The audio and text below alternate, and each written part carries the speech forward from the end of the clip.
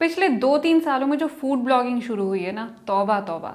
मतलब सड़क पर खड़े होकर आपने छोले कुलचे खा लिए या फिर अमृतसरी नान बनते हुए रिकॉर्ड कर लिए तो आप फूड ब्लॉगर हो गए। और इनकी देखा देखी बाकी लोगों के अंदर का जो चटोरा जग जाता है और इस सब में मक्खन और तेल को जो ग्लोरीफाई किया गया है, उफ।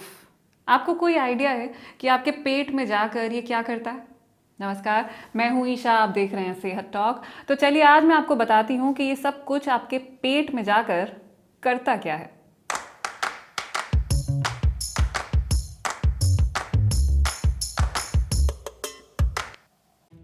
खाना हमें ऐसा चाहिए जो सिर्फ खाने में ही मज़ेदार ना हो बल्कि देखने में भी अच्छा हो। फूड ब्लॉगर्स तो थाली सजाने की टेक्निक सिखा सिखा कर ही लाखों कमा रहे हैं। लेकिन एक बार खाना मुंह में चला जाए तो सारी डेकोरेशन गायब हो जाती है।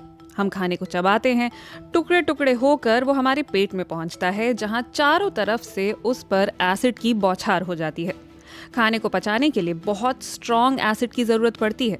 जब हमारा पेट खाली होता है तब हमारे गैस्ट्रिक जूसेस की पीएच वैल्यू 1 तक पहुंच जाती है। यानी ये नींबू के रस और विनेगर से भी ज़्यादा एसिडिक होता है और बैटरी फ्लूइड जितना खतरनाक। इसकी चपेट में जो आ जाए वो गल जाए। सिर्फ खाना ही नहीं, ये तो हड्डियां भी गलाने की ताकत रखता है। हालांकि इसे सिर्फ प्रोटीन और कार्बोहाइड्रेट्स ही गलाने हैं। बेसिकली गैस्ट्रिक लाइनिंग के अंदर मौजूद गैस्ट्रिक जूस एक दूसरे के साथ रिएक्ट करते हैं और बन जाता है खतरनाक हाइड्रोक्लोरिक एसिड। पेट को खुद को भी इससे बचाना पड़ता है। इसके लिए वो अपनी लाइनिंग पर म्यूकस की अल्कलाइन परत बना लेता है। पेट के इर्द गिर्द मांसपेशियों की 3 परतें होती हैं। ये मांसपेशियां पेट में मौजूद खाने को मिलाने का काम करती हैं, जैसे मिक्सर या ब्लेंडर करता है। ये खाना फिर पहुंचता है छोटी आंत में।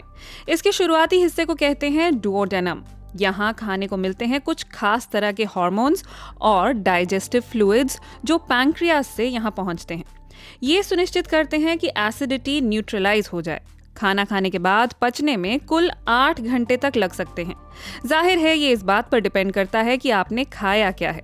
जब आप तला हुआ या बहुत मसालेदार खाना खाते हैं तो शरीर ज़्यादा गैस्ट्रिक एसिड बनाता है। कॉफ़ी और अल्कोहल से भी यही होता है।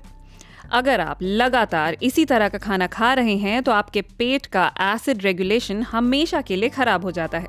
ऐसे में आपको लगातार एसिडिटी और गैस की समस्या रहती है।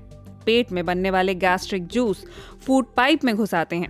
इसीलिए आपको खट्टे डकार आते हैं, सीने में जलन होती है। पेट का काम वैसे तो सिर्फ खाने को पचाने का है, लेकिन ये सीधे हमारे दिमाग से भी जुड़ा हुआ है। वेगस नर्व के जरिए ये हमेशा दिमाग से संपर्क में रहता है। जब पेट खाली होता है तो वो दिमाग को संदेश भेजता है कि भाई खाना लाओ, और दिमाग आपसे कहता है कि भूख लगी है। इसी तरह दिमाग में जो चल रहा होता है उसका असर पेट पर भी पड़ता है। इसीलिए प्यार होता है तो पेट में गुदगुदी होती है, डर लगता है तो पेट में दर्द होता है और स्ट्रेस में पेट खराब हो जाता है। तो पेट को हल्के में मत लीजिए बल्कि हल्का खाइए। आप अपने पेट का ध्यान रखेंगे तो पेट आपका ध्यान रखेगा। आपको जो भी छोटी मोटी तकलीफ होती है ना, वो आपके शरीर का आपसे कम्युनिकेट करने का तरीका होता है कि भाई अब भी वक्त है, सुधर जाओ।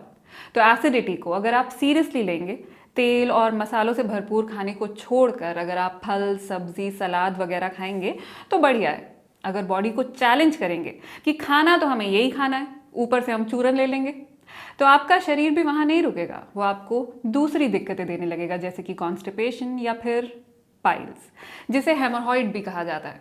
कई बार लोग कह चुके हैं कि इसके बारे में बताइए। तो ये बेसिकली रेक्टम या मलाशय के आसपास के ब्लड वेसल्स होते हैं जो सूज जाते हैं और इनमें दर्द होने लगता है। बहुत बिगड़ जाएं तो इनसे खून आने लगता है। ये 2 तरह के होते हैं, इंटरनल और एक्सटर्नल। यानी रेक्टम के अंदर की रक्त कोशिकाएं सूज सकती हैं या फिर उसके बाहर की, और इनका पीरियड्स से कोई लेना देना नहीं है। मैंने पीरियड्स वाले वीडियो के कमेंट सेक्शन में पढ़ा था, किसी ने लिखा था कि महिलाओं को पीरियड्स होते हैं, हाँ तो पुरुषों को भी तो पाइल्स या बवासीर होता है। जी नहीं, दोनों बिल्कुल अलग अलग चीज़ें हैं। पीरियड्स महिलाओं के शरीर का एक बायोलॉजिकल प्रोसेस है, कोई बीमारी नहीं। पाइल्स बीमारी है जिसका आपको इलाज कराना पड़ता है। अगर आप ओवरवेट हैं, अक्सर कॉन्स्टिपेटेड रहते हैं, पुरुष हैं, आपकी उम्र 50 से ज़्यादा है, आपके परिवार में लोगों को ये हुआ है, तो आपको इसका खतरा ज़्यादा रहता है। इससे बचने के लिए फाइबर से भरपूर खाना खाइए, यानी फल, सब्जी, दालें वगैरह। पानी अच्छे से पीजिए, मसालेदार खाने से बचिए, चाय कॉफ़ी को लिमिट में रखिए और टॉयलेट में बहुत ज़्यादा वक्त मत बिताइए। तो आज के लिए बस इतना ही। आज आपने कुछ नया सीखा हो तो वीडियो को शेयर करना मत भूलिएगा। मैं आपसे मिलूंगी अगले हफ्ते। नमस्कार।